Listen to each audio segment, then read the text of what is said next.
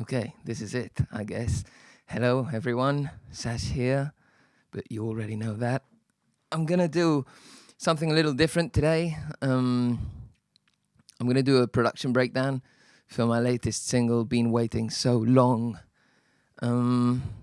Yeah, so I've opened up the production session, which I haven't looked at in probably nearly 2 months now, so we'll see how that goes. I'm going to rediscover the track right along with you. Anyway, yeah, if you haven't heard the track, it's probably a good idea to go and listen to it. Now I'll put one of those card thingies. Is it here or here? There? I don't know. You know, one of those info cards. So it's probably a good idea to go and listen to that now. And other than that, I don't know how long this is going to be. I've never made a video like this, so it could be 10 minutes, 20 minutes, half an hour, I don't know. It's not a very big session, so it shouldn't be too difficult to get through. Anyway, yeah, grab some thing to drink, tea, coffee, whatever, and we'll get into it. Cool, so, right, this song starts with the acoustic guitar, right? I don't know how to do it, so I'm going to just jump straight into it, okay? Yeah.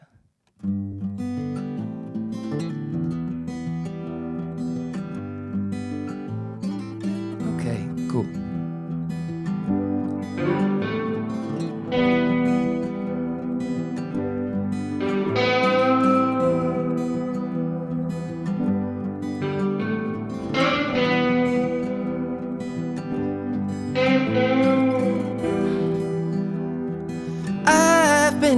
Yeah, so let's first look at that intro section. It's basically just acoustic guitar doubled, so this is just the acoustics from the verses, so the same as the intro, right? This is it's the main motif of the track, which is an acoustic finger picked, just little riff. This is it actually.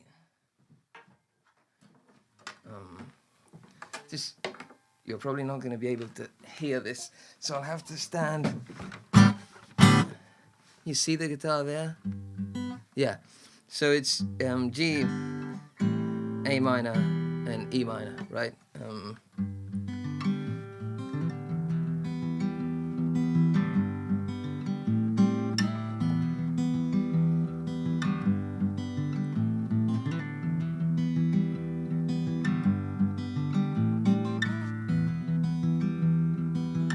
So that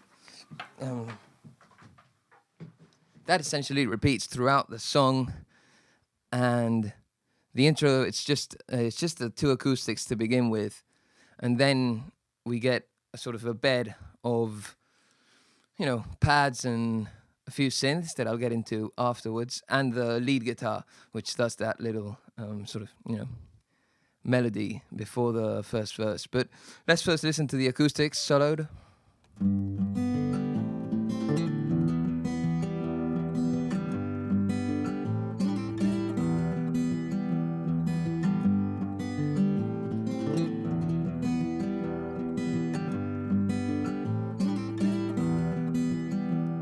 Yeah, so that's just, I just played it once and hard panned that to the left, which would be this, right?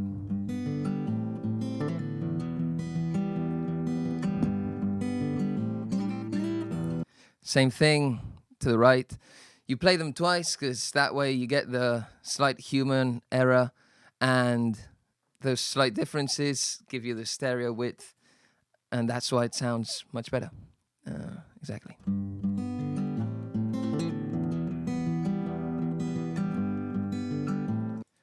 Now the two of them together again.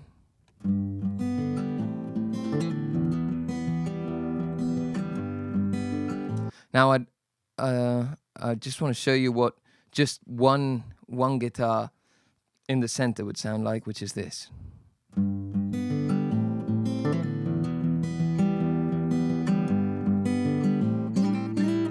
as opposed to two guitars, one to the left and one to the right, which is this.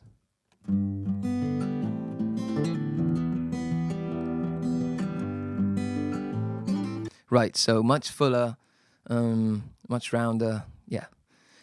I'm just going to explain this from the most basic sort of terms for anyone watching. So if you're a producer or a professional musician, it's probably going to be very simple for you, but it's going to be fun nonetheless. And for those of you who don't know, it might be, a quick little intro to producing music. Anyway, so that's the acoustic. And now let's look at the second section of the intro, where the first we're looking at this, which is the synth parts that come in, right?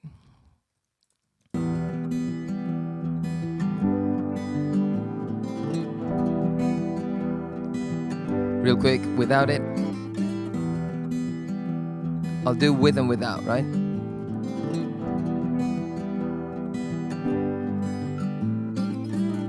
So you can really feel how it sort of fills out the harmonic bed. Yeah, the harmonic bed.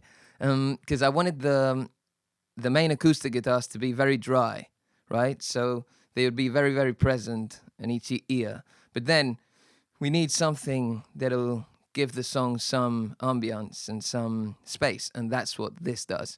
Instead of adding a ton of reverb to the acoustic guitars, which would sort of make them a little muddier, I did this, and now I'll show you just these by themselves, right?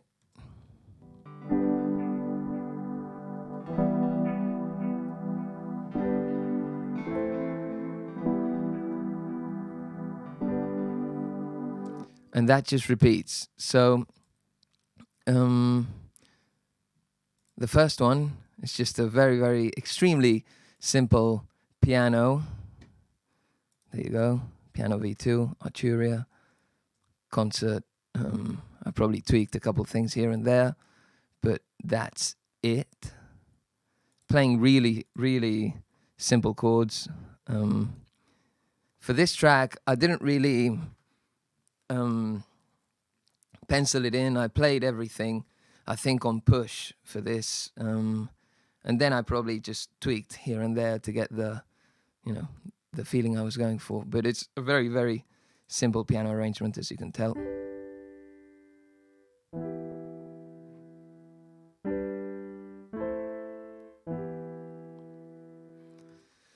So the first time it only does the G chord and the E minor, and then the second time you get the G, A minor, E minor, because I felt like doing the G, A minor, E minor every time was too repetitive, right? And this gives it, so it slows down and then it picks up, slows down, picks up. Yeah.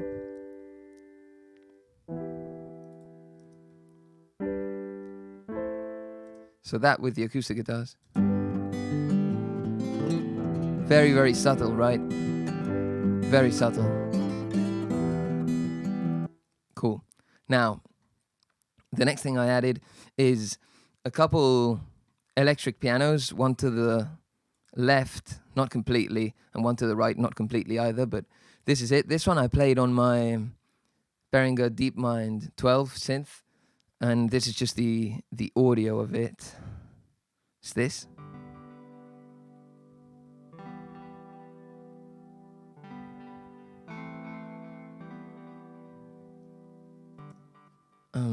It's going through an Echo Boy, which is my all-time favorite delay plugin.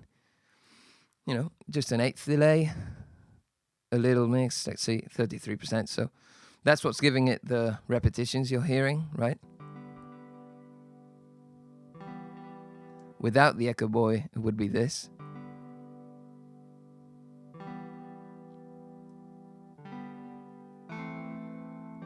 With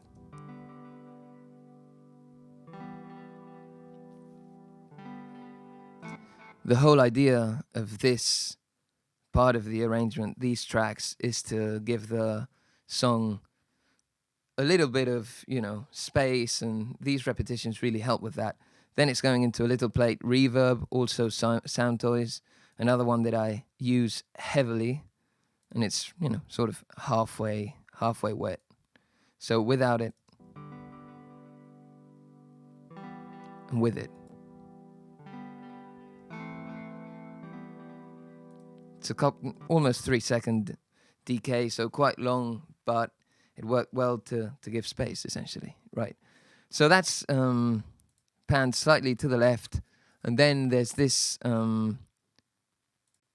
Wurlitzer panned to the right, which is doing, again, a very similar thing, but a completely different texture, and that was the idea with these things. We've got the typical soft piano in the middle, with the acoustic guitars, one on the left and one on the right. And then these other two tracks are electric pianos with some delay and reverb on it and completely different textures. So this is the Wurlitzer, which is on the right.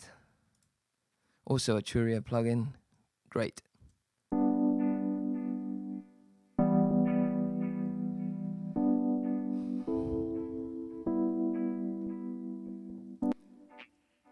Cool little sound. It's probably just a preset that I found in here that worked for the texture I needed. This one's a little warmer. The Deep Mind one is a little more metallic, if that makes sense. Then it's also going through a delay, pretty much the same one as the other one. So both of them together work like this.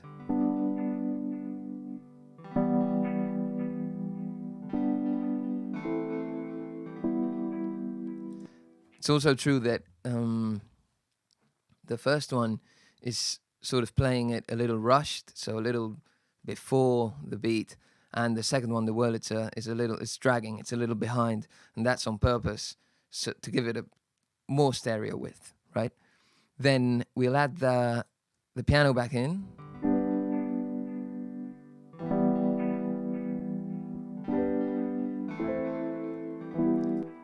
And with the acoustic guitars,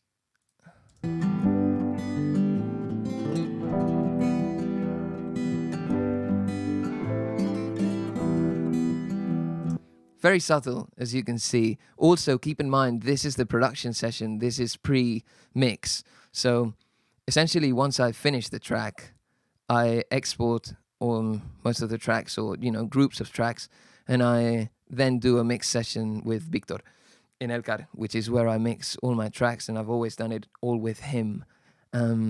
So certain things will be a bit different. Some actually a lot different from what you hear here to the actual final record, right? But this is what's in there. Cool. And then there's one more synth layer, which is this DX7, also a Churia. Really into these plugins that day, or those days, it seems. No, they're great, really. So this is giving it more of a pad feel. We'll listen to it on its own.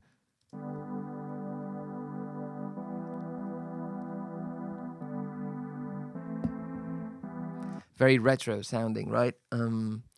Slightly detuned, and that's what I like about this patch.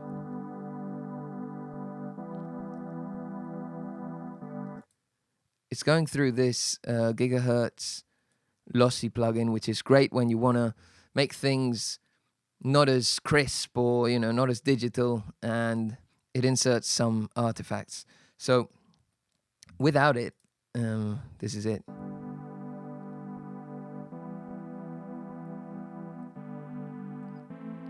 And then with it. So it's filtering it and giving it a few artifacts and a bit of noise. I really like that. EQ'd, cutting out the lows, cutting out the highs. Very typical in this sort of pad idea. And again, sound toys. Micro shift. This is making it wider. Just that's essentially what it does. So this is without micro shift. And with, right? It opens it up. Cool. Now these are the synths again. I'll sort of start with the piano and then put them in one by one.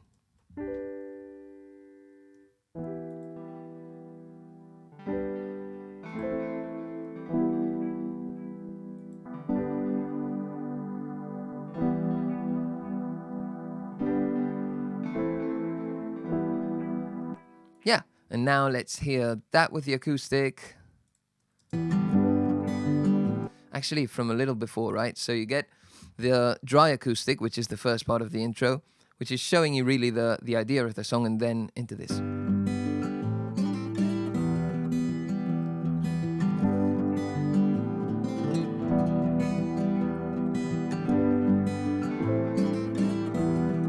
Nice. And then there's this electric guitar lead, which is the only other thing that's left in this intro section. And it goes like this.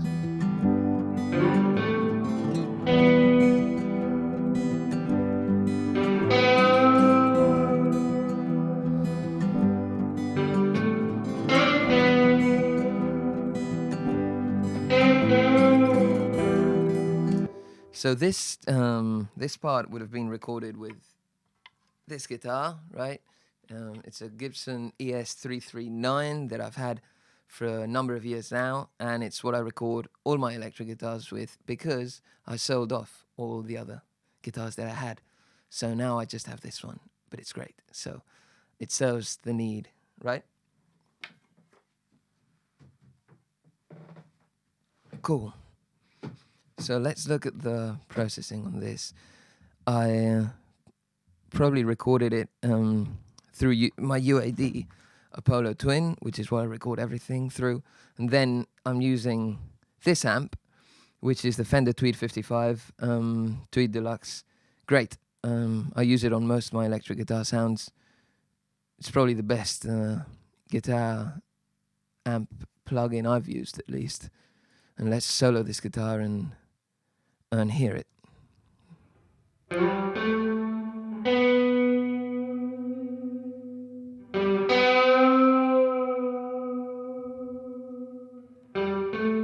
Right, so I'm gonna take away the rest of the processing.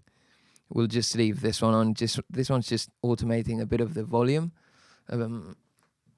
which is for when a guitar part comes back later on in the second verse.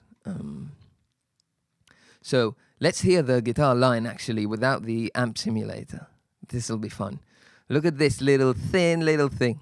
Look at it.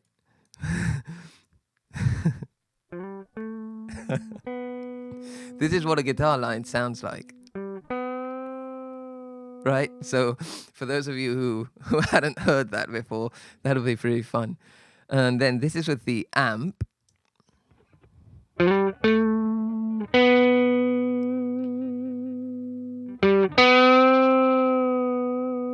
I'm EQing, just cutting the lows, taming a bit of the highs, and just taking a bit of the mud away with that around 400 hertz.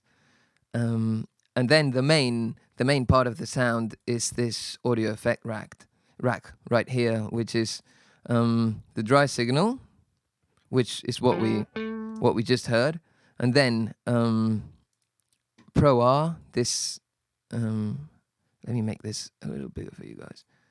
This is the Glassy Guitar Room preset, which is what I used for this. This is a very roomy sound, giving it a little space.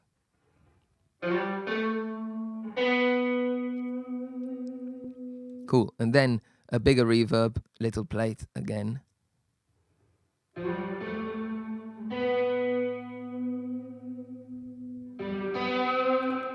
And then, those three things together, the dry signal, the Pro R, and the little plate, make up the whole guitar sound, which is this. Cool. Now let's hear it in context with the rest of the tracks.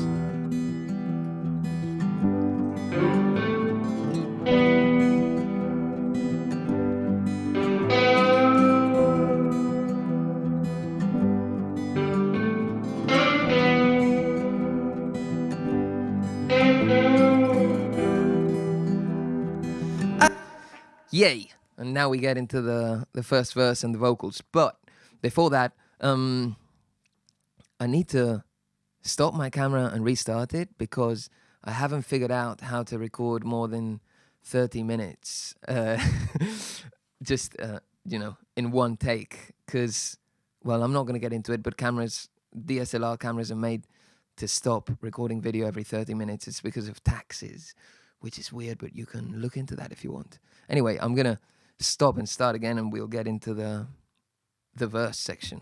Cool. This is where the vocals come in for the first verse, and nothing else, right? Electric guitar goes away. I've been waiting so long, I'm starting to forget what I want. Cool, so let's get into it. This is just, the lead vocal. Nothing fancy going on here. Just one vocal line. This is just processing that I put on the track to compress it and EQ it a bit, to be able to produce around it. Then when I export this and send it off to get mixed, I turn it off, right? Because engineers prefer to have the dry tracks usually for things like this, because that way they can mold it much better. They don't have your processing on it, so they can do their own thing. And then I just got to, again, just for comfort, a little reverb on the lead vocal, but I did want to keep it pretty dry, and in the final track, it's also dry. In the final song, I mean the one you hear when you play it on Spotify or YouTube or whatever. So, nothing to explain there, just your regular. I've been waiting so long. See, we keep the breaths in because if not, it's a bit unnatural. So, what we do with these breaths is, if you can see here, you can move the volume, right? So check it out. This is just a breath that goes, before I sing, obviously, and this is how loud it was, right? But you could make it louder. Brace yourselves. And this is, you lower them so they're there, but sometimes not as high. So every little detail counts, and it's unnatural if you take it away, unless it's on purpose, right? But this is a very natural song, so we kept all of those in. Cool. Then that's the verse. The verse is just the same acoustic guitars, the same harmonic bed with the synths, and the vocal comes in. Nothing else going on yet. We'll get to this later, to all these tracks, the harmonies and the backing vocals, which come on later in the track. Actually, look at this track count, 132, which isn't that high for a full production. Okay. If you've never watched production videos, you might think 130 tracks is a lot of tracks, but you can go and watch others with people that have 400, 500, 600 tracks. Anyway, more isn't better necessarily, right? I've actually found that usually less is more, and making each track count and advance the song is what makes you better and makes the final song better too. So I was consciously trying to not add too many things here. Yes, I've been waiting so long. Most days the spark is gone. Cool. This is I call it a chant. It's not a chant, but it's, I didn't want to name the track vocal, lead vocal, ooh. So vocal, lead vocal, chants is usually a preference of mine. This is very processed. As you can see, this is my chain, and I'm going to take you through it. I've got to set a timer for this 30-minute thing, and I've been recording for 5 minutes, so let me set this. And that way I'll know when I have to stop and restart again. Sorry for these interruptions, but if you're still watching by now, I feel like we're closer, and this is, the raw content. It's not very produced, it's raw. Okay, so this chant, let's solo it.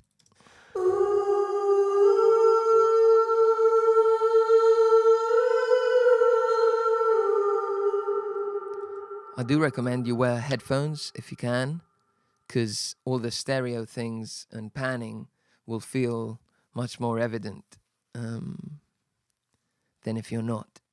Okay, so this, when I wrote the song, you know, it's a falsetto section.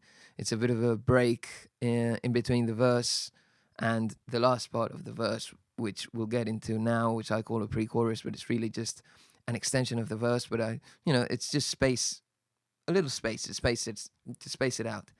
But let's hear this without the this, as I said, it's just the standard processing. This is just some compression,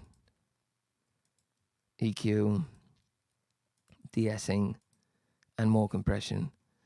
And then this is the panning that we'll get into, and the effects. So I'm going to take the panning and the effects off, and you'll hear the sort of drier chant.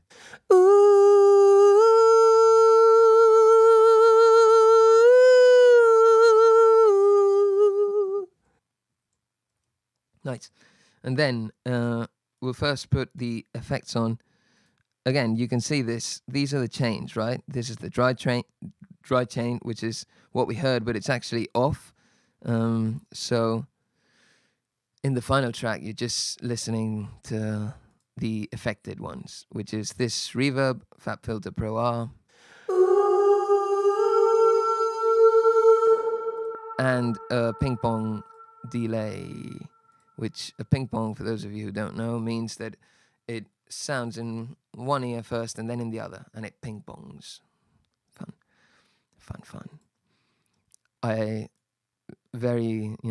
We cut out the highs and the lows for this delay.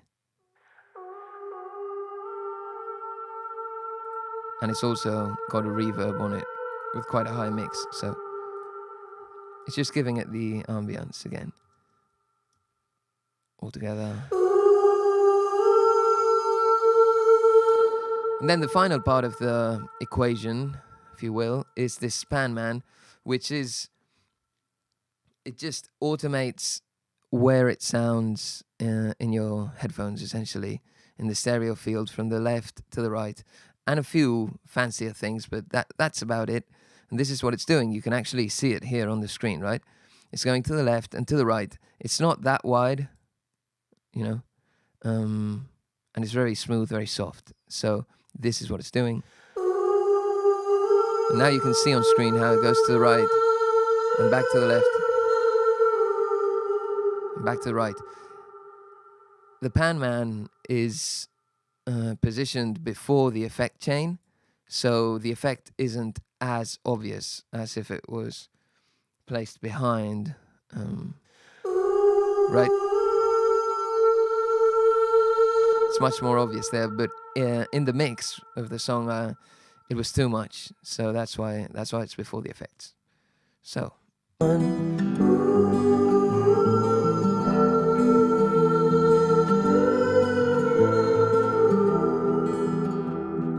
I've been waiting so long. Yes, I've been waiting long. Cool. And now we get into the chorus after this pre-chorus, which there's nothing more going on there production-wise. It's just I've been waiting. Just the song as it is, starting to get into the crescendo, right, with this sort of sustained vocal note. Yes, I've been waiting long.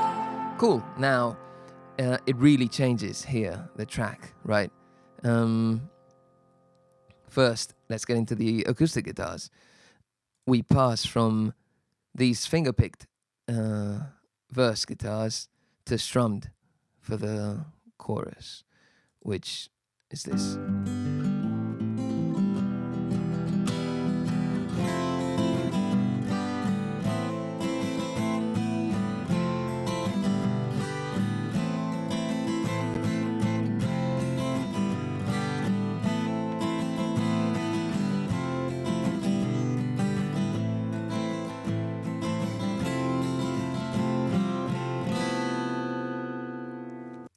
Again, it's double tracked, so there's one on the left and one on the right.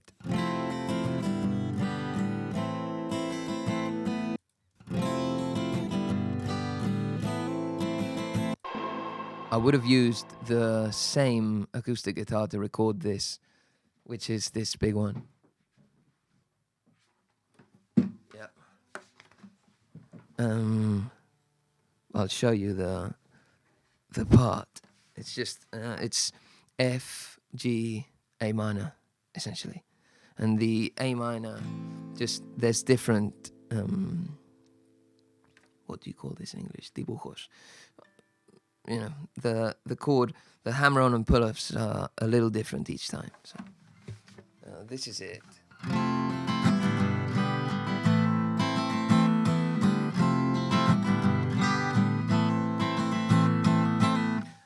That's Marta's favorite, this.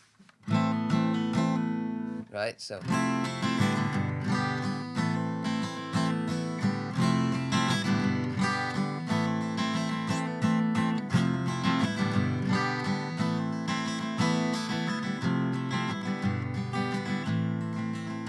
And then to end it, this little thingy in F.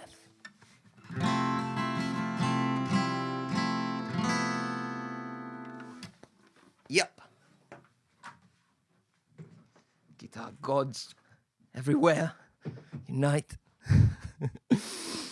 Cool. So that's it. Then the synth section changes completely. As you can see, we've got these 4 tracks, which are the verse 1, and they'll come back later, obviously, as you can see. In Ableton, up here, you can see the sections, right? This is the pre-chorus, the first pre-chorus, P1, and this is the first chorus, C1. Then we'll have an instrumental section. So that's how you can follow along. I'll just, a quick note now, the track is 80 beats per minute and 6/8 time. Took me a while to realize, well, actually, it depends on how you feel the track. It could be 6/8 or 3/4, but I feel it like an 80 BPM 6/8, and a couple friends helped me figure that out. So there you go. These are the synths for the chorus. Only the synths.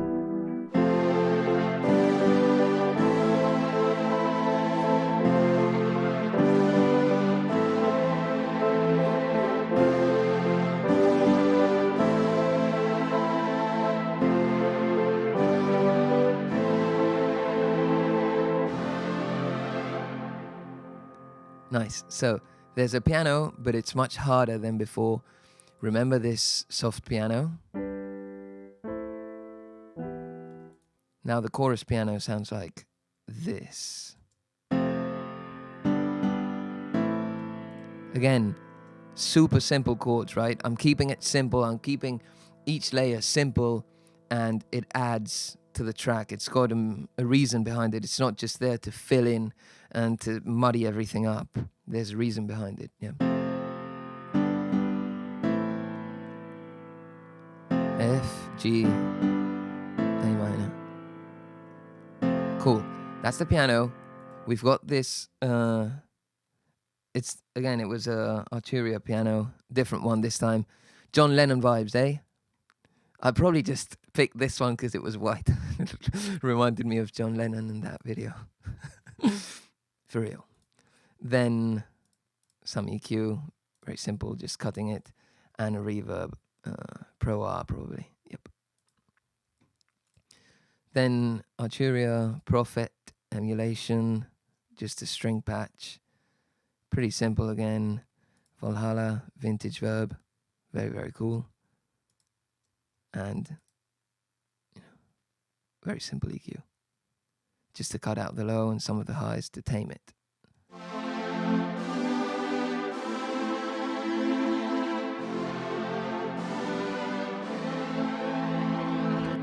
If you want to look at it in terms of sort of the continuity of the production, you can see that this first piano leads into the harder piano.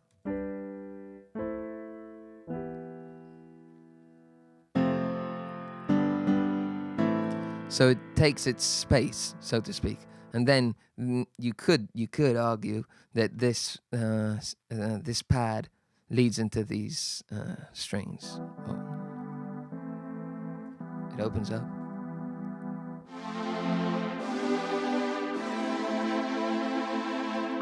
Cool.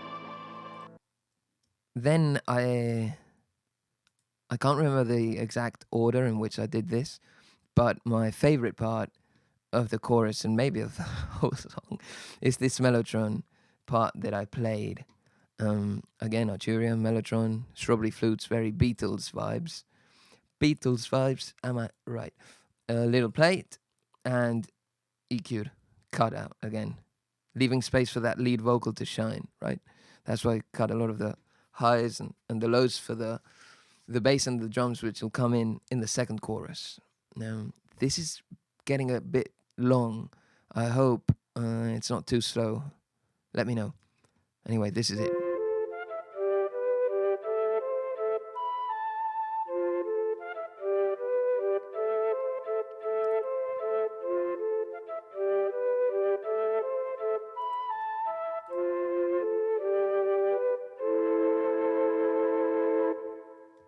So that's the part. It sounds a bit middle age. From the Middle Ages. Cool. And then that spanned to the left, and to the right we have this organ.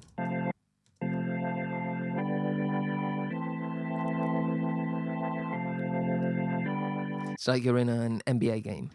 And then this, that's just, again, an Arturia organ EQ'd out. That's it, filtered out. And then these staccato, it's a Jupiter, exactly. That's it, these are in the center.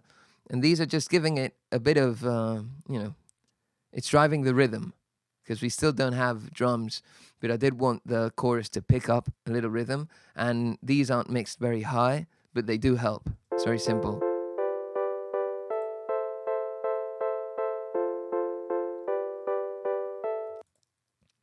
And then there's this, these strings, pizzicato, which help the transition, so you really have to hear them with the rest of the track, but this is it.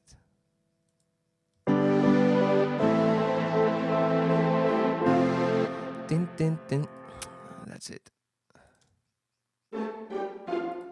This is Contact, string ensemble, standard, micro shift to make it wider. And that's it for these synths. Let's take a look at the synths with the acoustic guitars.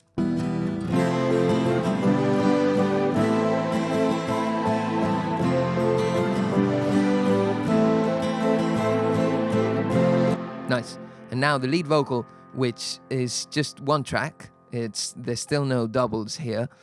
I wanted to have the first chorus be just one lead vocal, because we need the evolution for the second and third chorus where other layers and double tracks will come in. So start with this in. Lost in this battle, lost in the rain, lost in this battle, where my hope comes and it goes, my hope. No autotune, no melodyne, no tuning. This had to be a very raw and sincere track. I wasn't about to go and mess it up with some crazy autotune or tuning the vocal to perfection. So I just sung my fucking heart out, and that's how it's got to be done, man. There's no other way. You just have to go for it. So that's the lead vocal. Again, just a little bit of reverb for effect and for the production to sort of melt together while I arranged the track. Then there's these cool little vocal effect. These are called a vocal effect group, okay? So this is the first one, which you've probably heard in the background until now. It's this.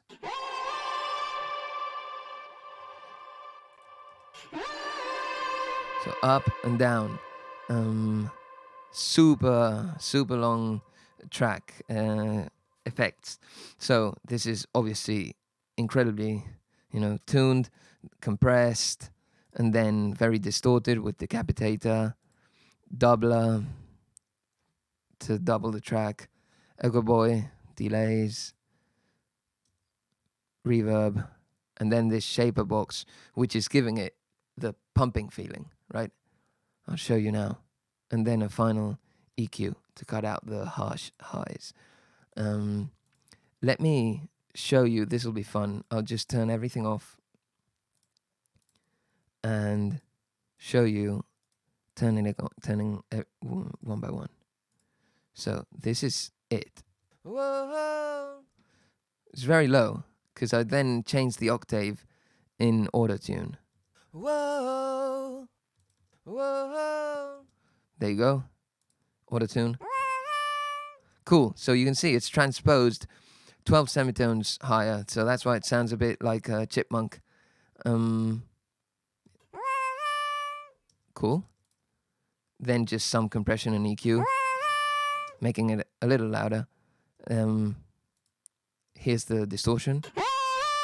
Super distorted, right? Because that's the effect we're going for. You have to almost not feel the notes. It's like a waterfall, a flow. Doubler spreads it out, right? It's suddenly we were here,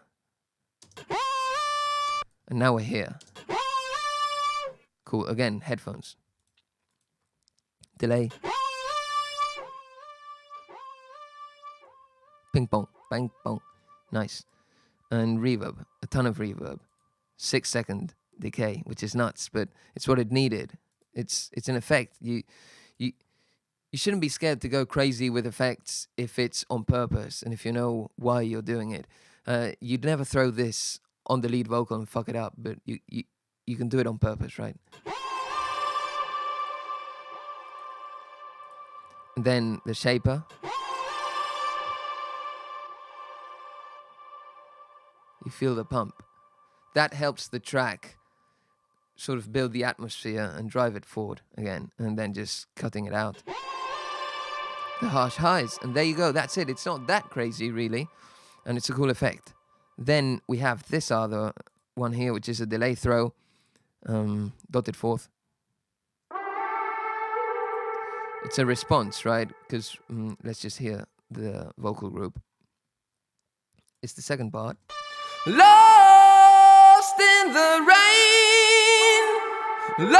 So it's just rain. This is very simple. Again, this is tuned. I played with the formant.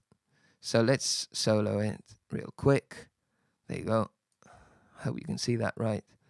I'll leave this on, and this is just the processing, the reverb, the distortion, EQ stuff. Let's hear it without the auto-tune, right? Rain! It's just the lead vocal. Rain! And then with the auto-tune, we change the texture completely. Rain! That's just this throat. It's not really tuning it that much, but it's the throat. Rain! The format change, and then delay, distortion, reverb, and EQ. There you go, and it trails off, and that trail again gives you space. That's it. Cool, that's it really. Then what else do we have here? No backing vocals yet. I'll show you this. Right. So the way we transition from the pre-chorus into the chorus is with these. It's a couple cymbal transitions, and I use a lot of Kashmir stuff because he's got tons and tons and tons of effects, and they're great for this sort of thing. So I'll usually double them up, open them up. That's so let's. This is the right, and that's what gives it the smooth transition. Lost in this battle. Without it, you'll really miss it. Now, check it out. Lost. It's much harsher, right? It's just like, bam, we're in. Whereas with this, lost in this battle. Cool. Then there's another transition here when we're coming into the last part of the chorus. Battle, my hope comes and it goes, and my hope, And another one. it blankets my pain. Notice they're different ones each time, because if you repeat them too much, then, you know, it doesn't add flavor to the track. Plus, you need some to be higher and some to be lower, some to give it a deeper texture or a, you know, a smoother one. So that's it. I really like this transition from the sort of, there's 3 repetitions of lost in this battle, lost in the rain, lost in this battle, and then it sort of comes to the sort of end part of the chorus, and I really like that. Lost in this battle, This here. hope comes and it goes. And all the synths also start to cut out here progressively. First, the staccato goes away. Hope comes and it goes. And then these two go My down. hope. And by the strings playing it like this, and then it's gone, that sort of suddenly takes away the space. We're only left with the release of this piano. And now again, we're back to the intimate, just 2 guitars and the vocal. So, and that's the lead in to the instrumental. Goes, and my hope. It also lets that guitar arrangement shine, whereas if I had more stuff going on, it wouldn't, right? Blankets my pain.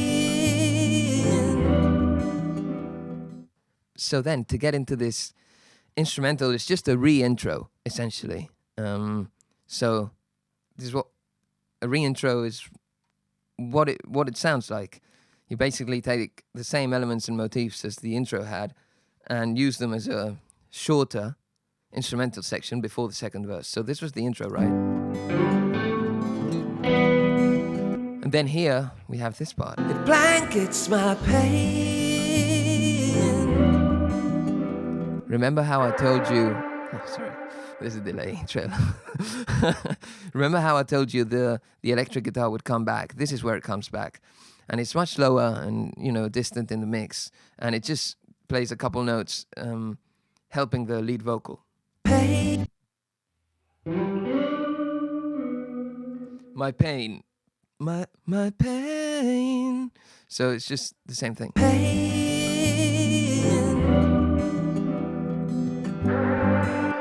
Then this is the same delay throw as we had in the chorus. Pain.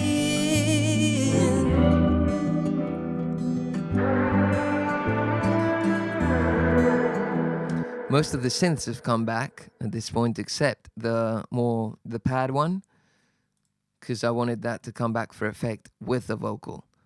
And the bass comes in, which I'll show you right now.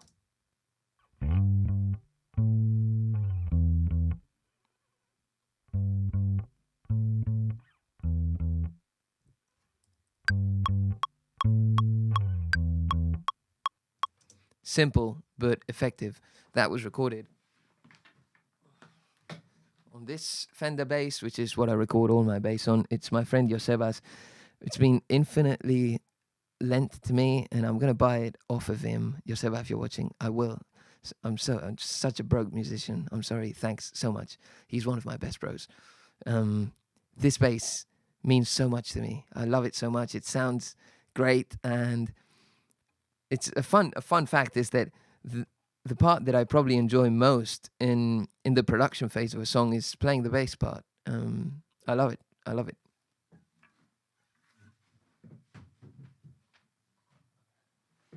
It's always a fun part of the day, or a fun day when I'm creating these parts.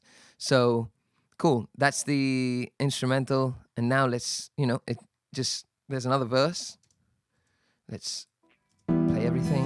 I've been waiting so long, like a dusty paper doll in the attic of my soul. Yeah, so what's going on there?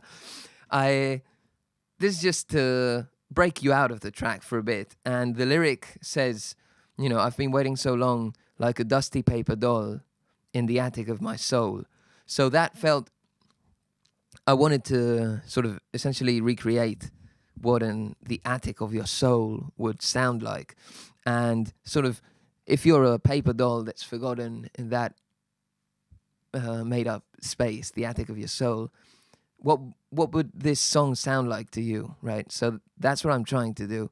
And I accomplished that with a lot of effects and also cutting out the guitar. I change it into this.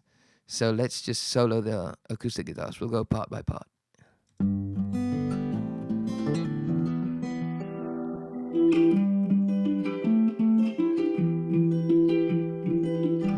This is a cool effect. So this is recorded with Lolita,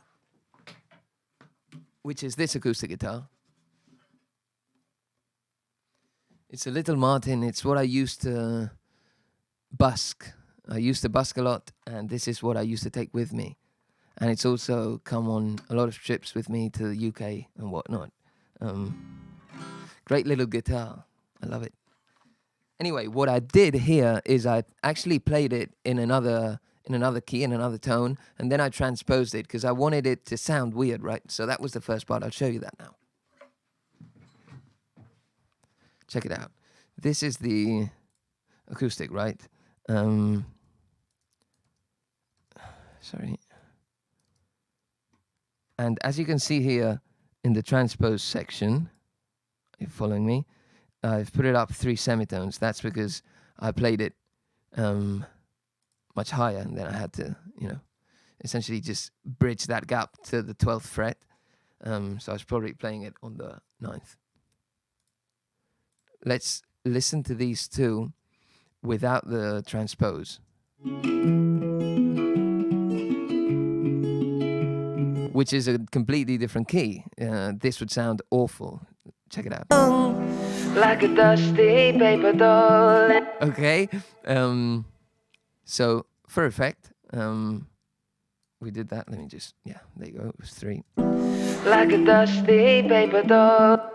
And as for process, it's super compressed.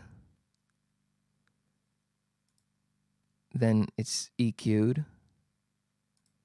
More compression. And it's put into this sort of room space reverb.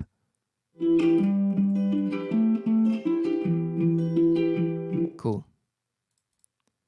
Then it transitions out and back into the same verse guitars, which we're not hearing now because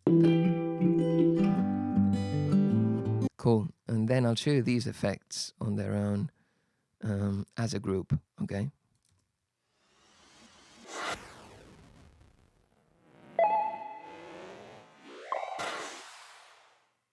Right, so that's what's bringing you into this attic of your soul and then out of it. And it's a collection of sweeps and game effects and glitches, and some of them are panning, and some are to the left, to the right, sound design, essentially. So now that you've heard them soloed, try to pick them out in the track. I've been waiting so long, like a dusty paper doll in the attic of my soul.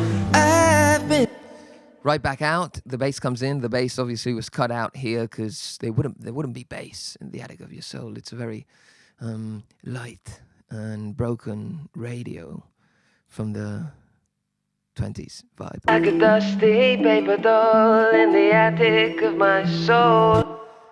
All the synths cut out there too. And the vocal is this verse toy, which is just, I'm EQing it and giving it a different sort of vibe with RC20. Like a dusty paper doll in the attic of my soul. This is the same chain as I always use for the compression and EQ.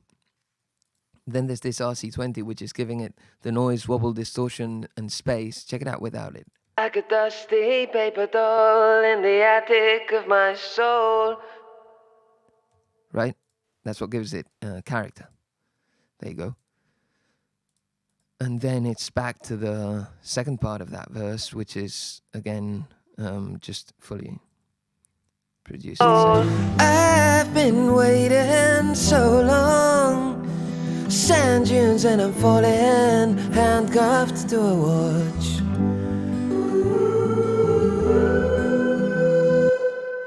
Okay, so we come to the ooh section again. This time I've got a second take of it. It's actually sung twice. This is the same as the one in the first instrumental. The same in terms of processing. It's obviously a different melody, and then I've got this distorted one, which is moving more aggressively and is much more distorted, as the name says. Check it out.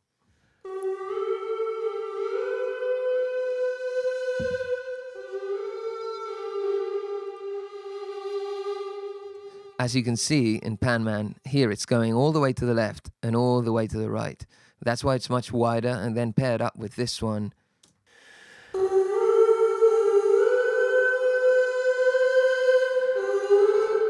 They're actually going in different directions, and that's why it creates a very cool sort of stereo effect.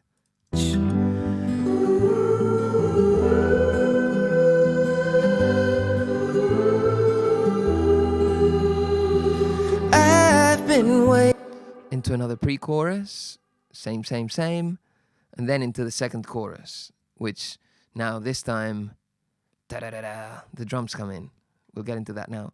Same sort of effects. A few more towards the end because we'll go into the bridge, but that's not yet. First, we have to get through this second chorus. There's bass now, and there's drums, and then this stays the same. We're also bringing in a couple more vocals doing the same line, which I'll show you now, and no harmonies or backing vocals yet. There's also this vocal monster, which I'll show you in a second. Been waiting so long. Yes, I've been waiting. Cool. So this is the vocal monster, which is, it makes a lot of appearances in my tracks. The way I make it is in auto-tune. Do you remember how I made in the chorus that chipmunk sound, transposing it 12 semitones higher? This is just going 12 semitones lower. So this is it soloed.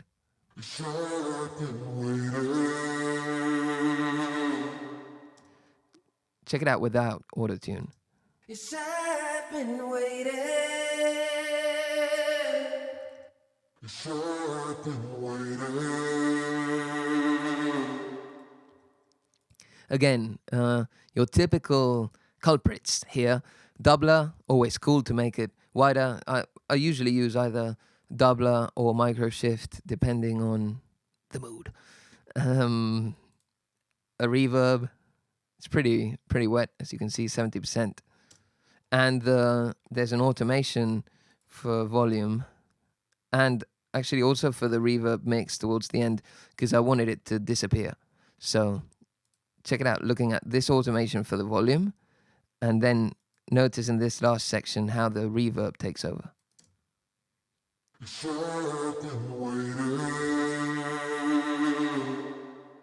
Right, that's it. Right, that's it. There were a couple other automation things going on before, but it was just volume stuff with the guitars, I think. Not much else. So then, as I said, we come into the second chorus, which this is how it sounds like, and then we'll break it down. I've been waiting, lost in this battle, lost in the rain, lost in this battle, where my hope comes and it goes, my hope. Nice. So, first, these are the doubles of the vocal. Lost in this battle. Completely dry. No processing whatsoever. They're just adding more meat to the vocal line. Let's hear it with the lead vocal. Lost in this I'm going to take them in and out, okay? So when it's blue here, it means they're in, and when it's not blue, they're out. So we'll start with them out and bring them in. Lost in this battle, lost in the rain, lost in this battle. There you go. So it does add a lot to the power of the track. But as I said, it's justified now. Whereas in the first chorus, we wanted to say, here's the chorus, here's the melody, and here's just one voice singing it from the heart. And then this needs to be stronger because now we have bass and now we have drums coming in, which is what I'm going to show you next. The rest is the same, okay? It's just the same acoustic guitars, the same synths. The vocal, however, I did sing each time, so it's not a copy-paste because I did want the vibe of the lead vocal to change. I wanted the first time I sing it to be quite clean. It's very high, but it's clean.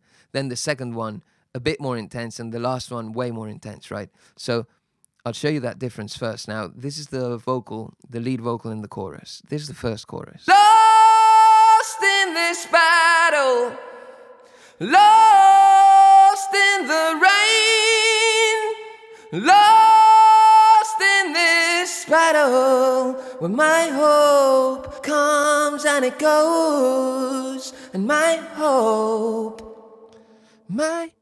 I sort of break there, right? And my hope. Yeah, I like that. So check it out. It's different this time. The My Hope section is a little different and it's sung a little more intensely. Lost in this battle, lost in the rain, lost in this battle. Cool. Sorry, this is on another track. This battle, where my hope comes and it goes, and my hope. See how it's different from this? Goes, and my hope goes, and my hope. It's subtle, but it all makes a difference. As you can see, a lot of it is about adding stuff over time so that the arrangement builds and there's a reason behind it, and to add weight and to add sort of the energy of the performance has to change with it, because if not, the track won't grow properly. Yeah. This is the bass in the chorus.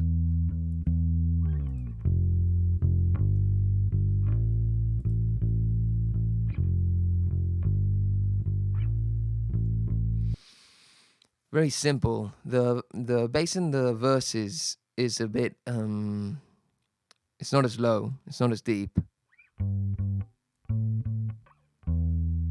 That's by design, so that when the chorus hits, we get a lower frequency come in. So check them together.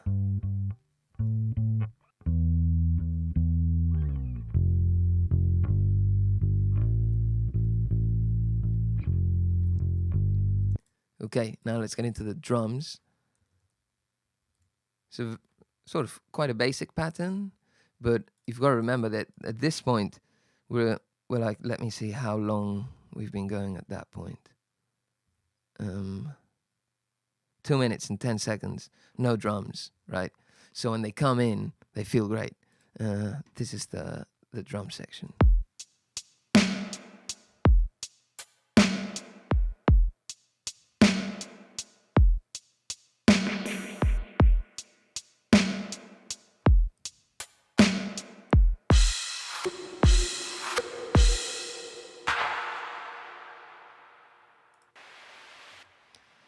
I'll put the effects in too, because there's one effect here that needs to be heard with the drum arrangement. It's an effect that leads into this last hit. Cool. So basically, a kick. I think it's probably from That Sound. Who I love their stuff. Yep, it's probably from there. Make it a little hotter with Radiator, right? before, after, and I EQ'd out the highs, because if not, right. And I wanted it to be just sort of a thump, right? This is the snare. Fat, beautiful. There's a little RC20 in it. Cool. And then delay. This is for, it's automated. So you probably heard this hit, the fourth hit, sounds like this. That's H delay on 16th ping pong notes and a phaser. Bim, bim, bim. Because that coincides in the arrangement with this section. It just transitions into another part of the chorus. Cool. So that's the snare. Kick and snare, as you can see, is a pretty basic pattern.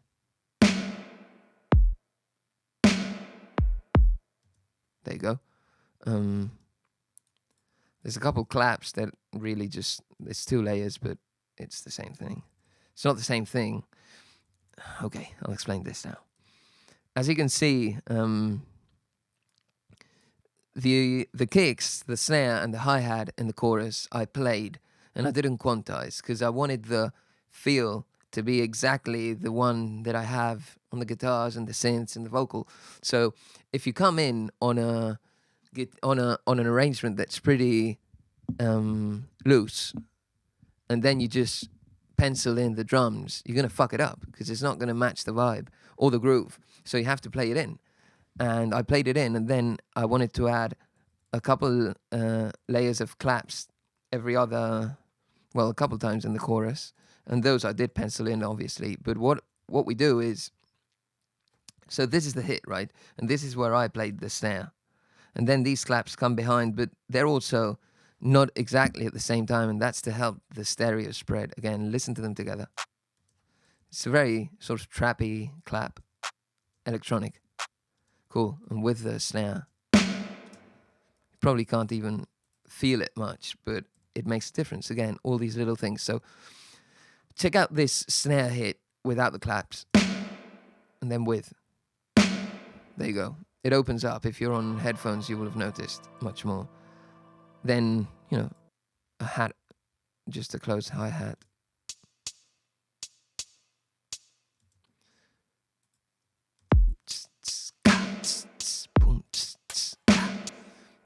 And I've got the odd different closed hi-hat hitting just to change it up a bit, right?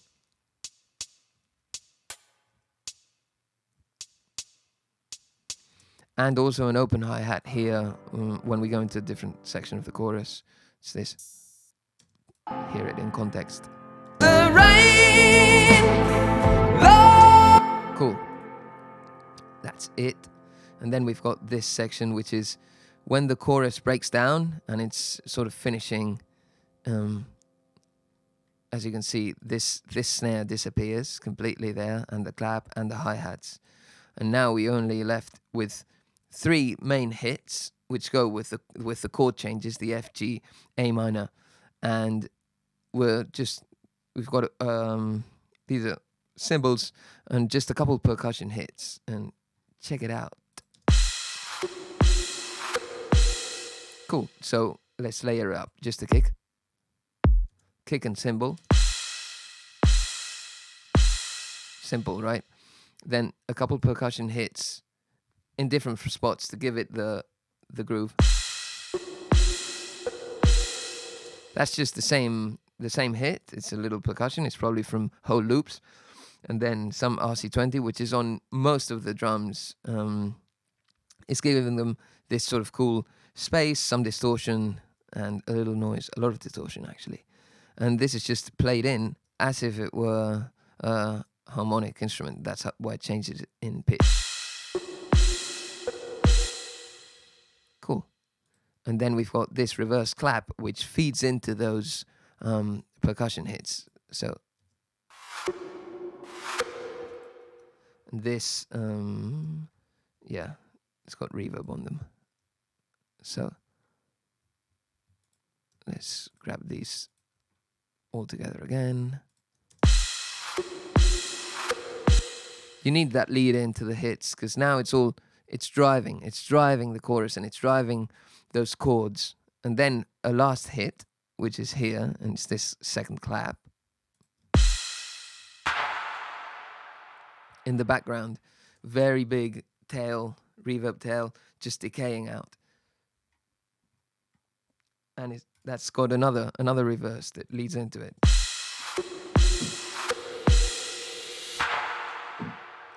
There you go. Now, hear it all together with the track. So we'll come from the sort of more intense part of the chorus and into this end. Lost in this battle, where my hope comes and it goes, and my hope.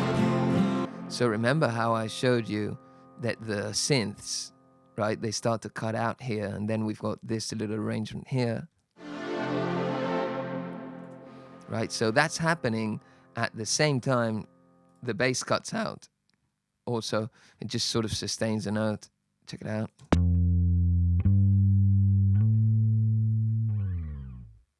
And while that's happening, we've got these hits, right? And then it, again, very intimate, just the acoustic guitar and the vocal. Hope comes and it goes, and my hope, it blank. And that's the second chorus with, you know, the drums, the bass, more layers of vocals that we just saw. And yeah, these little vocal effects are still in there, obviously. Let me just, we're going to get into the bridge now, but I'm going to turn that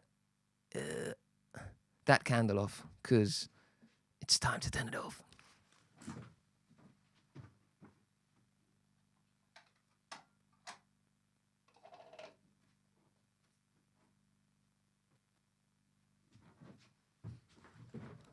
Nice.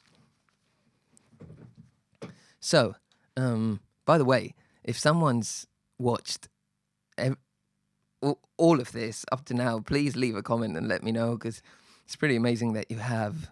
I mean, I'm the kind of person who would watch a full video like this, but I don't know how many people will watch something like this of mine, especially now, because not many people listen to my music. In the future, I hope this is one of those moments where they're like, yeah, now people do listen to his music, but at the moment, not that many. So I really appreciate you, people who listen to this. And if you're enjoying it, yeah, please let me know, and I'll do more of these. You can request older tracks if you want, and I'll definitely do one for each of the new Pink Fridays Volume 2 tracks. Okay, let's listen to the bridge and get into it. My hope, it blankets my rage. Time slips away, and only my memory fades. Salvation come, will my time come. Salvation come,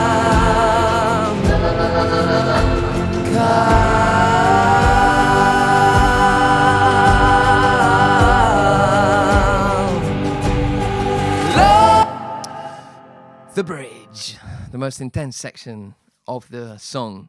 So, what's going on here? We're transitioning in. It blankets my rage. First most obvious part to address, there's a vocoder, right? This is the main vocal, lead vocal bridge. It blankets my rage.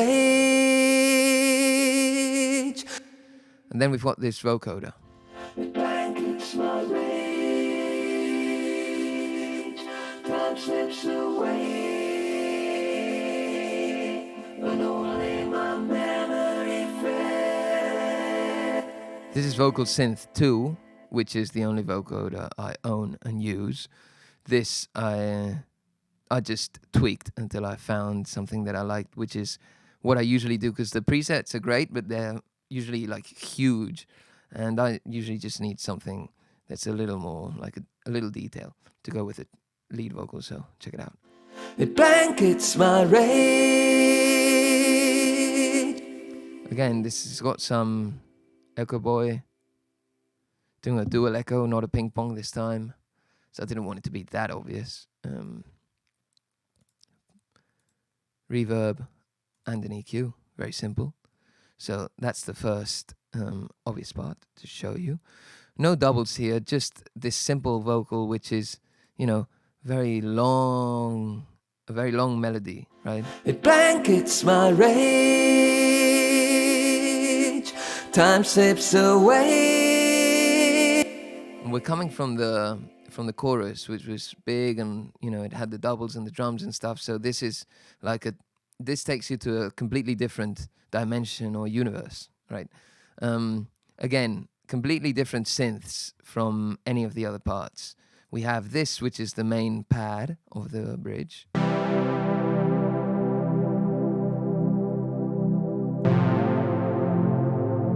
This one was drawn in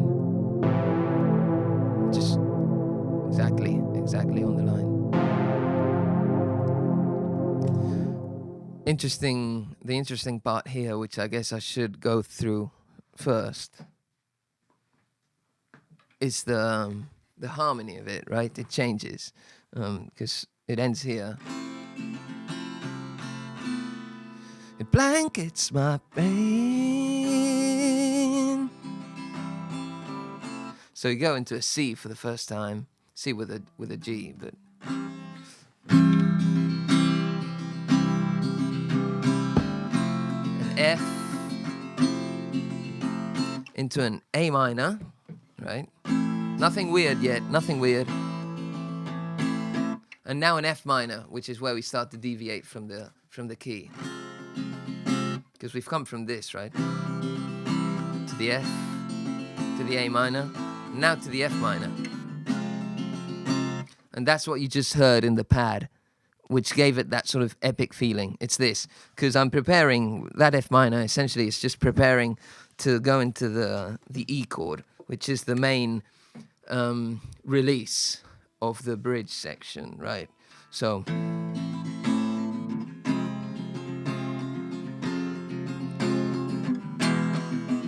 and that's where the Salvation Come part comes in.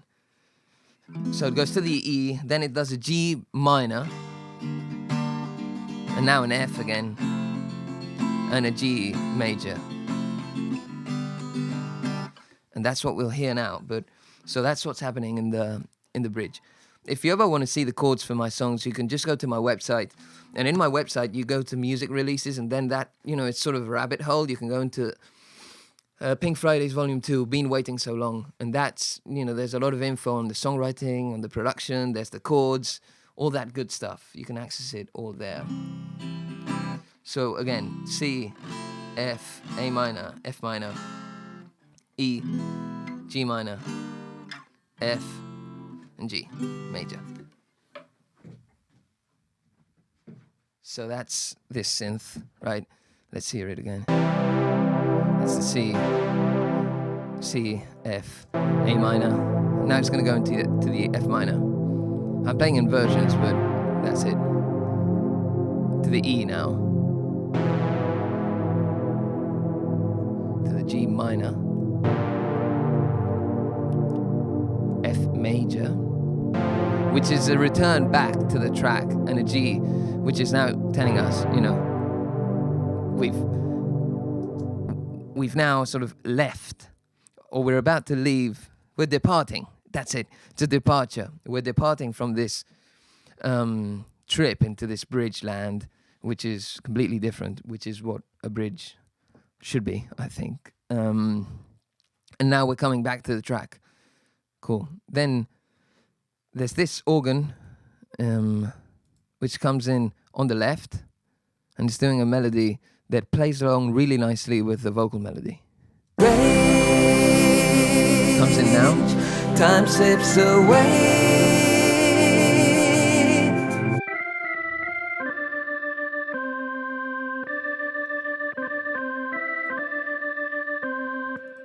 I played that. Yeah.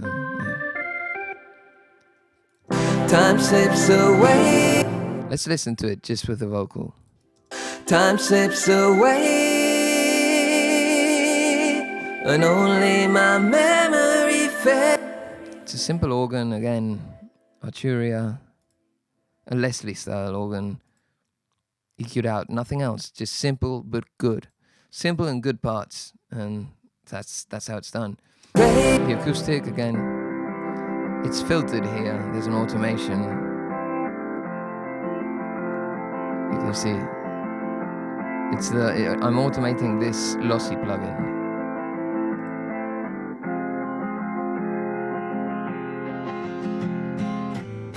That's the E. So it's all lined up and coinciding for when that E chord comes in for the salvation come part. Exactly. That's why we automate out of it, out of the filtered guitars. Okay. Then we've got a couple of electric clean strums happening, which are these. I love these. I love these. I love it. Again, one on the left. They're completely different patches. They're completely different, one from the other. But there's no audio effects because they're done in the Apollo Twin. They're recorded like this. Okay, so this is on the left. You can see that it trails, right? And then this one's on the right. This one's got a tremolo on it.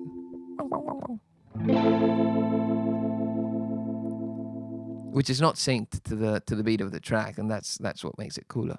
So these are both of them together again.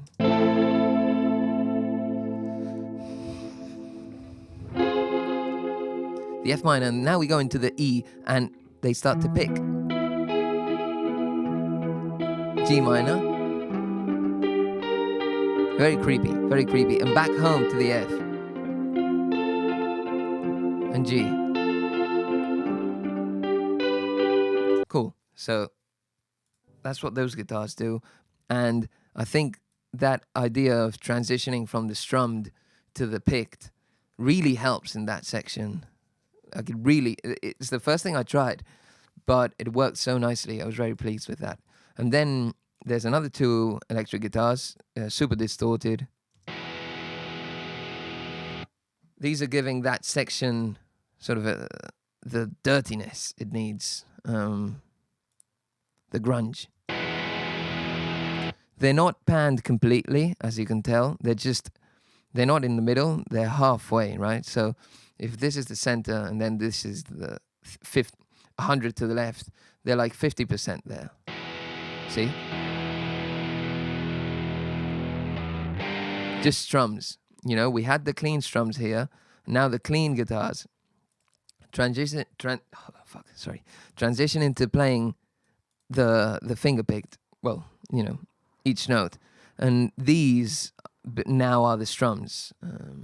So let's check them out together.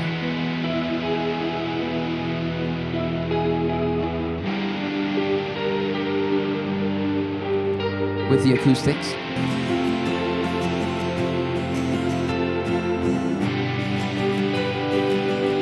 Let's check out the bass. Let's add it to the mix.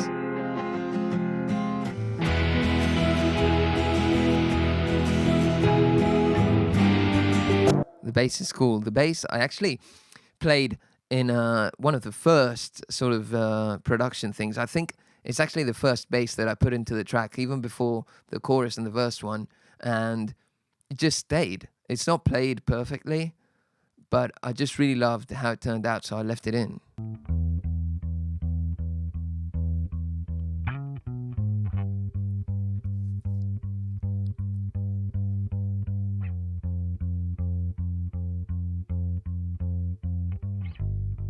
You can tell it's not perfect, but it works. It works with the track. Especially this section, right, where it does. Check that out. Nice. Then, quite a lot of effects when we come into the chorus. Here you go.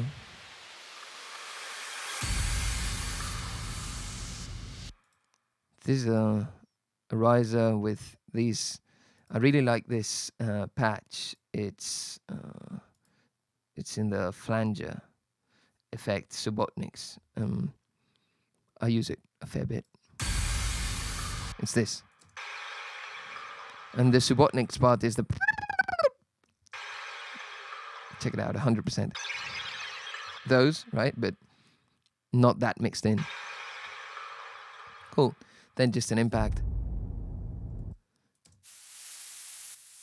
And the sweep down again with the shaper to give it the pumping feeling so that we have something moving us forward in this bridge. It's my rage, time slips away. That organ coming in the left. And we only have a shaker that I played, and it's panning. So it's very slowly panning left and right.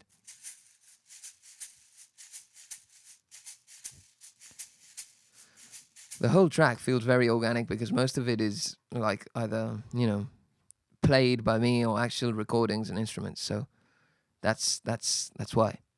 Cool. And then let's now dissect the second part of this bridge. Salvation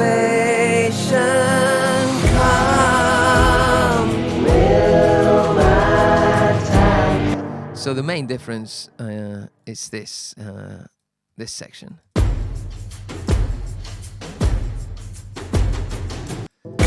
This tom loop, which is very cinematic, I love it.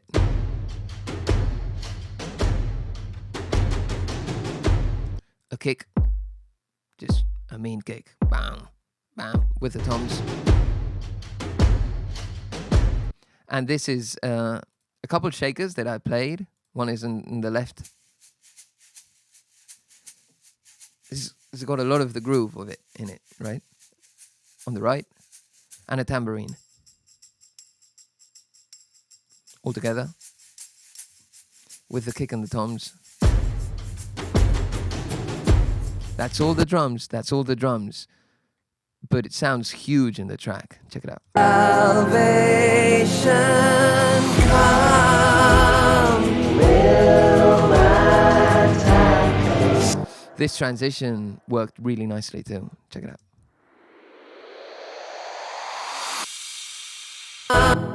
With the rest. Salvation come. This cymbal hit, paired up with the toms and the kick hitting at the same time. Wow, that's it. This is the good shit. Check it out.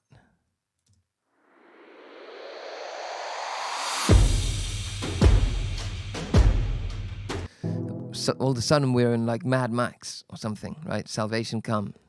It's the last plea for salvation.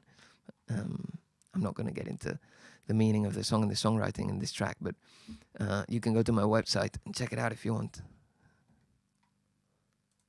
Then the bass comes in, as I said. We've got these layers of guitars. The organ goes away. Still got the vocoder goes away too. See? It's here. Salvation come. And now we get the doubles come back. Salvation come. And now this is where the harmonies come in, right? Come. Salvation come. Come.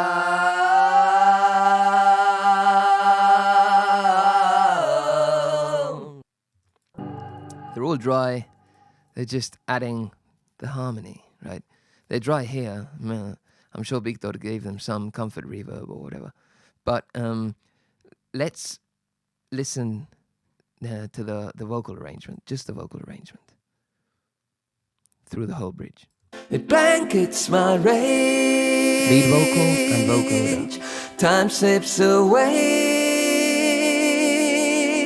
and only my memory fades. This feels a bit like Christmassy, right? Like Mariah Carey.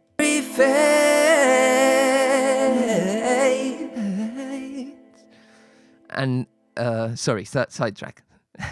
I love how that pairs up with these guitar strums.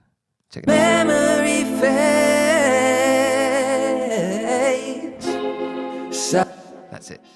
Okay, back to just the vocals. Salvation. The vocoder cuts out, and now we get the harmonies come in for this first Salvation Come. Salvation come. So essentially, we're taking out the vocoder, which it's sort of a harmonizer, but it's digital, right? And it's it's not organic. And now we're substituting that in this big epic section with real harmonies. Salvation come. Now the backing vocals, which are responses, really. It's Salvation Come, Will My Time Come, Salvation Come, Come. This is processed as a group, and these are all sent to reverb and delays and stuff that I have set up here. It's just a widening thing, a short reverb, a long reverb, a slap delay, and an eighth delay. I don't use them much, but I did use them here because this is the sort of thing that I'll then, when I export, I'll usually export as a stem. I won't send Big each of these tracks because I already know exactly how I want it to sound processed. So that's why I take all the liberty of processing it with my returns and stuff. Cool. So this is it. It's just filtered a lot. You know, this is a common theme, some dynamic EQ going on there. A glue compressor to glue it all together. Delay. And then this I'll explain here. Will my time come? Cool. Now let's check this out, because here in the automation, you can see that the tremolo comes on, right? That's this lane. It's off and it comes on. That's this plugin. And it's a tremolo though. It ducks the volume, right? Cool. And then also that tremolo, I played it. I played the knob on the push and I automated the tempo. And the delay comes on too, right? So check it out. So that's why when it starts, the tremolo is much higher, the volume ducking, and then it slows down. That's this right here. Nice. Let's go back to just listening to the whole vocal arrangement, this end section. Will my time come? Salvation come. It's very dark. Come.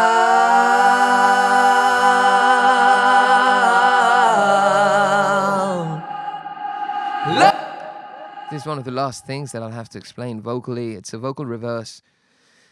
It's a very old trick in the book of the producer. You essentially come here. I'm not going to repeat it for you, but you take a very short part of the beginning of a vocal, you put it onto another track, you process it with a ton of delay and reverb, then you reverse it, you print it, then you reverse it again, and you end up getting something that leads into it really well, which is this. You can hear it coming, right?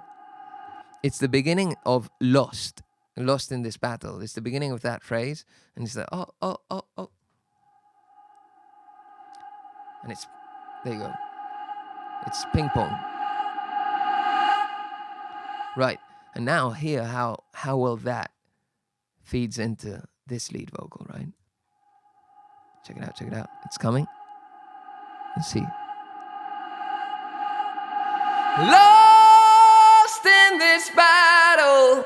Nice. And it's a cool way to sort of transition out of the bridge.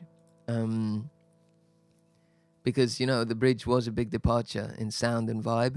So we needed a way to sort of slowly tell the listener, yo, coming back. So yeah, these harmonies here are pretty tight with the vocal. I like them. These two, actually.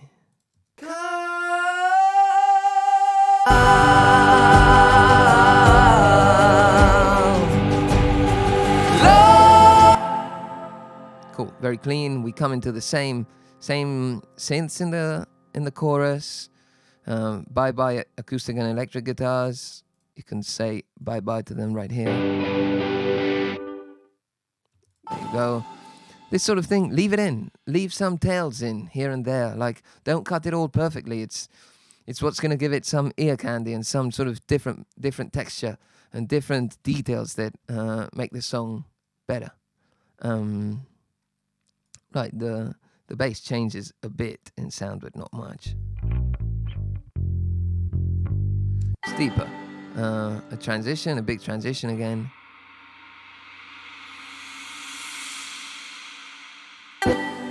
More transitions, and this little fill.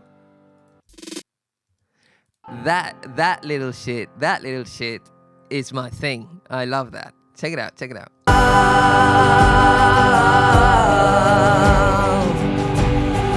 Lost in this. I love that. And then, we come into, it's similar to the second chorus, this last chorus, but we get a ride.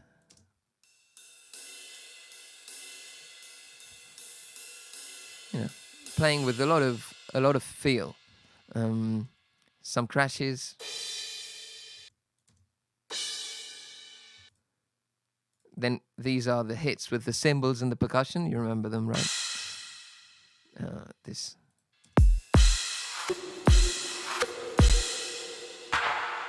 Right, that's the same. And then we also have this percussion which was playing in the bridge, which just continues into the.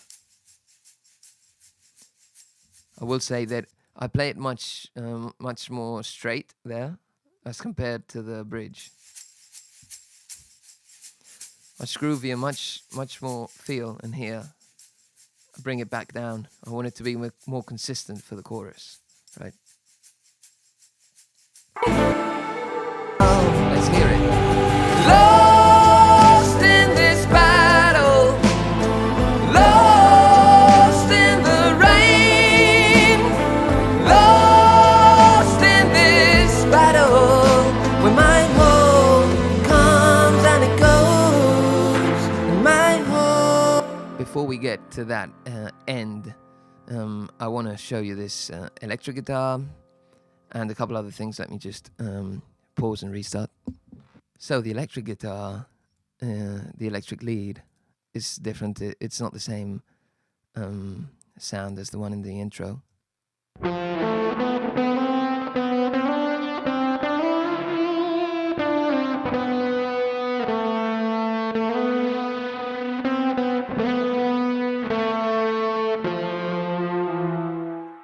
you go. That's on the right, and that, to me it had a bit of a Pink Floyd vibe, and that's just another layer of, it does introduce a bit of chaos here towards the end of the track, but I'm okay with that because we did need to grow from the second chorus to this one, so. Lost in this battle, right? Lost in the rain. You can really feel how the vocal is sung, like to the max here. Lost in this battle, especially this rain. Lost in the rain. Lost. It's very tight, very compressed, a very compressed vocal. We've got the doubles, just like in the second one, and then we've got these harmonies going on. Lost in this battle, lost in the rain. Cool, so that's processed, just sent to the same effects, my returns that I told you, like some reverb and stuff. Not all of them, some of them. Something that I didn't mention with these backing vocals and that I will mention with these harmonies is the panning.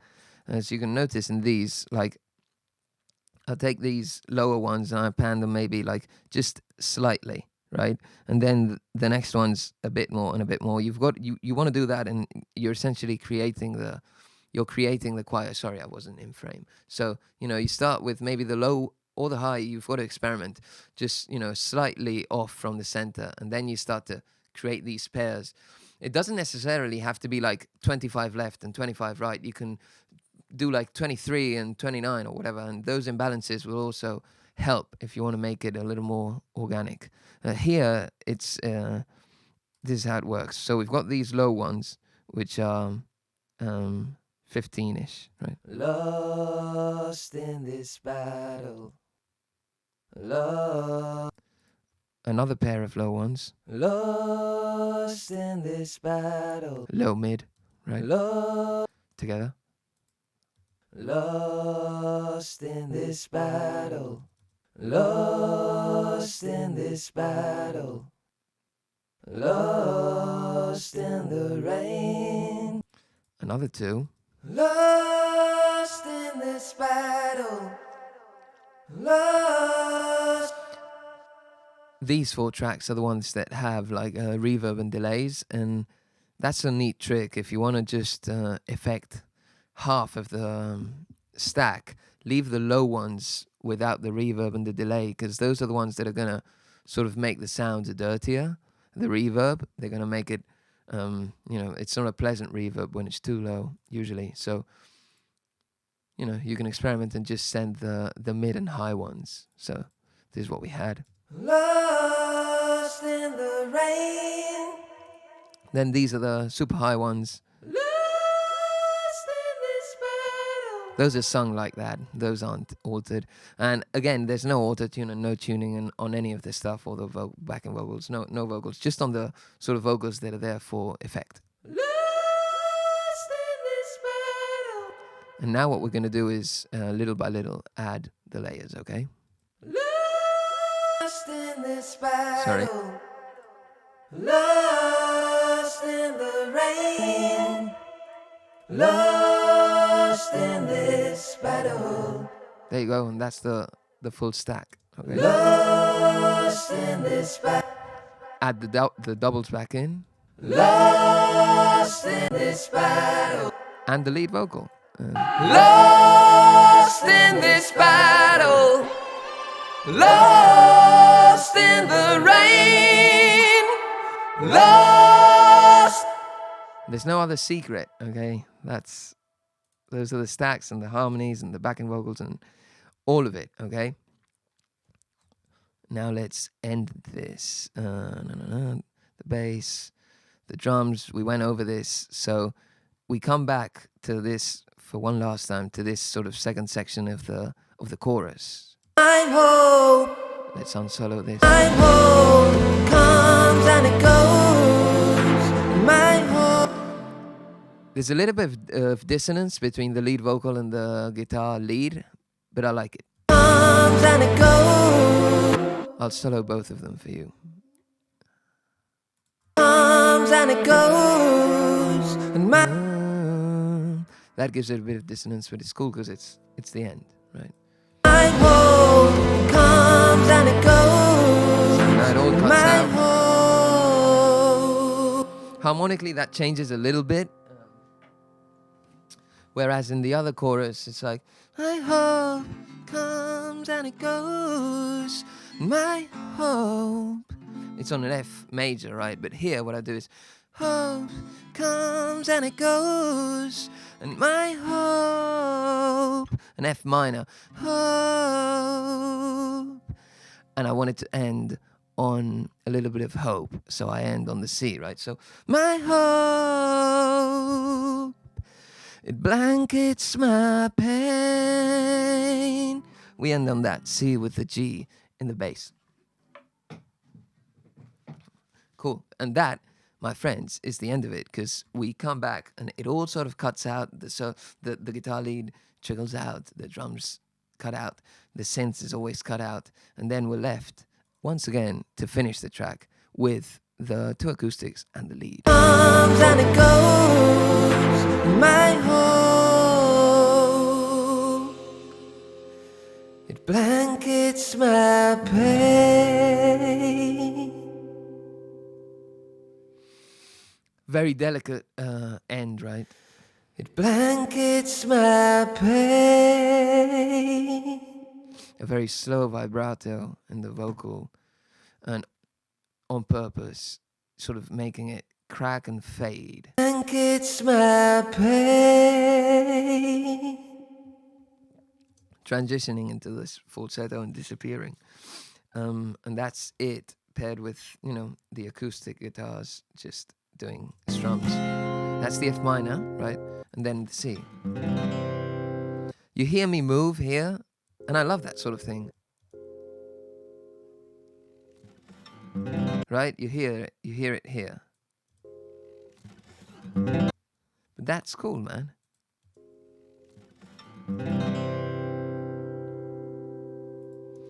And that ends out the track. If I'm correct, I showed you everything. Let's do a quick check. The harmonies, these backing vocals in the bridge, the doubles, the vocal monster, the reverse, vocoder.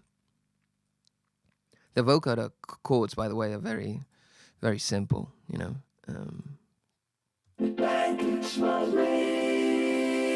Trying to maintain this C note very consistent, and then this second part change it up a bit more, but very similar. Sorry, not change it up here because there's no vocoder there. Sorry. Originally I did have the vocoder in this second part, but then, as I told you, I did the sort of more organic harmonies by myself. Yeah, so we went over that, these vocal effects, the delay throw and the ambient distorted high. The delay throws, okay, yeah, there's a couple delay throws that I didn't show you, which are in the verse. I've been waiting so long, sand dunes and I'm falling, handcuffed. Check it out. I automate the tone too. There you go. Cool little detail there. Sand dunes and I'm falling, and the tone falls, right? Because it's sand dunes and I'm falling. My soul, I've been waiting so long, sand dunes and I'm falling, handcuffed to a watch. Falling and falling. That's it. And then there's another delay throw, pretty similar, just here in the Waiting breakdown. so long. Yes. And that's literally all the track. All you Parks and Rec fans will have got that reference, because this was literally my first production breakdown. Yeah, we saw how the chorus changed, the chants, this toy section. Dusty paper doll in the attic. The difference in synths from the bridge to the choruses and the verses. These guitars in the bridge and the solo, the intro guitar, the acoustic toy guitar again, with that trick that I showed you of playing it in another tone and then transposing it. That's a cool one because it introduces different texture and artifacts that make it cool. All the basses, all these effects, which as you can see are a lot, but that's what makes the track flow well. I'd say it's probably what I overthink most and what I try to be very careful with, and I change the most, these effects, because I usually add them last.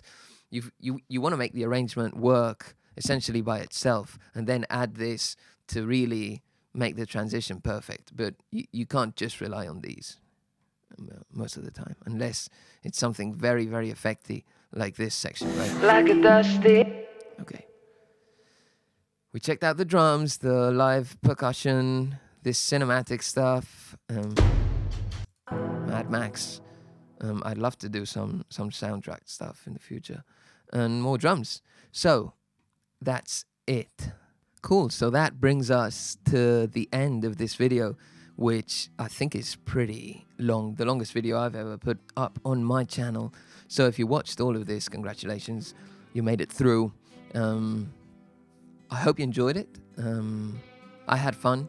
I had fun going over the track again. And it's fun to reopen these things every once in a while, but I wouldn't do it by myself. So having this video as an excuse to go over it is cool, and to sort of revisit my thinking behind the tracks.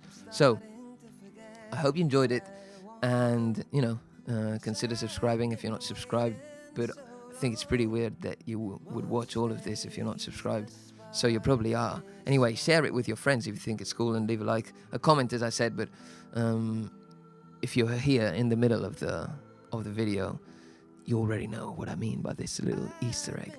And yeah, I'll see you around. I'm gonna release an acoustic version of this track next, a stripped version probably next week. So yeah, peace, thanks, and see you soon. Lost in the rain, lost in this battle. The mind hope comes and it goes, and mind hope, it blankets my pain.